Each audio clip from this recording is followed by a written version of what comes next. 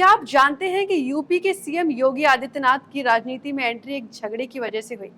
भले ही आपको ये सुनकर हैरानी हो रही होगी, लेकिन ये बिल्कुल सच है।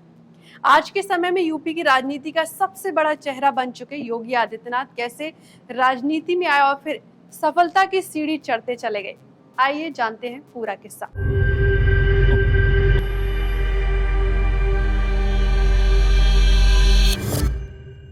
नमस्कार, आप देख रहे हैं द किस्सा। मैं हूं आपके साथ प्रियंका। बात 2 दशक पहले की है। गोरखपुर शहर के मुख्य बाजार में गोरखनाथ मंदिर द्वारा संचालित इंटर कॉलेज में पढ़ने वाले कुछ छात्र एक दुकान पर कपड़े खरीदने आए। इसी दौरान छात्रों का दुकानदार से किसी बात को लेकर बुरी तरह से झगड़ा हो गया।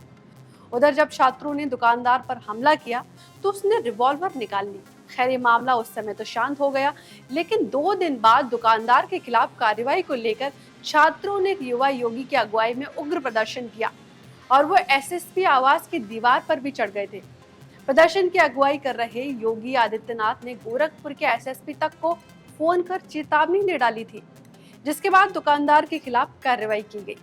दरअसल प्रदर्शन की अगुवाई करने वाले उस युवा योगी का नाम योगी आदित्यनाथ था, जिन्होंने कुछ समय पहले ही 15 फरवरी 1994 को नाथ संप्रदाय की सबसे प्रमुख मठ गोरखपुर मंदिर के उत्तराधिकारी के रूप में अपने गुरु महंत अवैधनाथ से दीक्षा ली थी। इस घटना के बाद हुई गोरखपुर की राजनीति में एक एंग्री यंग मैन की धमाकेदार एंट्री।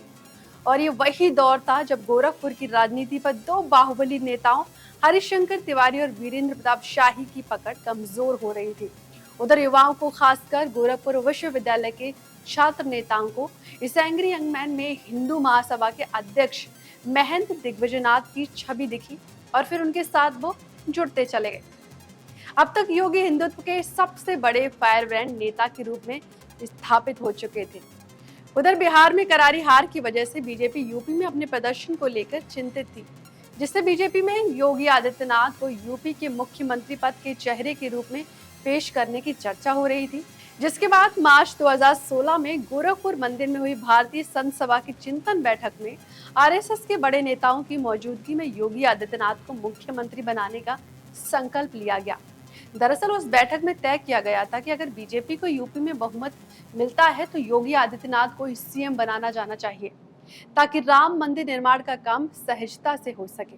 और आखिरकार 2017 में योगी आदित्यनाथ यूपी के सीएम बने, जिन्हें यूपी के अभी तक के सबसे लोकप्रिय सीएम के तौर पर भी देखा जाता है। वैसे योगी आदित्यनाथ के जीवन से जुड़ा एक और बेहद दिलचस्प किस्सा है।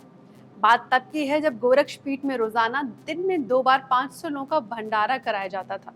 लेकिन इसी भंडारे से योगी ने ऐसा सबक सीखा जिसे वो जीवन भर नहीं भूल सकते। हुआ यूं कि एक बार मंदिर में कई श्रद्धालुओं ने जूता चप्पल चोरी होने की शिकायतें की।